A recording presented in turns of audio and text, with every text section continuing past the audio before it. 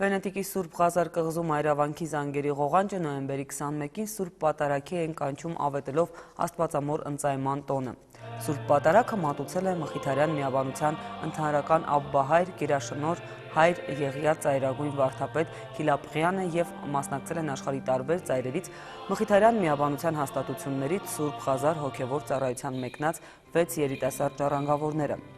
Օրը նրանց համար պատմական էր։ Սուրբ Պատարագից հետո Վենետիկի հայ համայնքի ներկայացուցիչների և հոգևորականների ներկայությամբ նրանք նոր ընծայության արարողությամբ հանձն առան կրոնավորական կյանք սկսել։ Մխիթարյանների 6 երիտասարդ ժառանգավորներին հանձնվել են սքեմերը ի նշան աշխարհից հրաժարականի, գոտին ի նշան մաքրության և վառմոմ ի նշան Քրիստոսի անմահ լույսի։ Նորընծայության տարում Սուրբ Ղազար մայրավանքում նրանք կծանոթանան ներանձնական ու վանական կյանքի կանոններին, ձեռք կբերեն Մխիթարյան միաբանության պատմության, նրա հիմնադրի և կարկառուն ներկայացուցիչների մասին տեղեկություններ, սերտելով ու խորացնելով քրիստոնեական հավատքի ճշմարտությունները։ Հանդիսավոր արարողությանը Աբբահայրը ըստ վանական ավանդության նոր անուններ է շնորհել ժառանգավորներին, աղոթք բարձրացրել առ Աստված։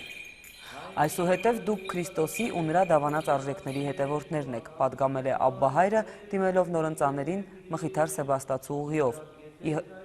ի հոգևոր օգուտ և ի լուսավորություն ազգին մերո հայկազնո։ Որքան գրոնական գետնի վրա աստիճանները բարձրանակ, միշտ հիշեցեք, որ դուք ծառայ Քրիստոսի հետևորդներն եք։ Բոլոր ձեր կյանքը, այս աշխարհի կյանքը Բիդելլա այդ ծառայության հոգիով միայն։ Ճամփում մեջ մտակ, մեր աղոթքը բիդելլա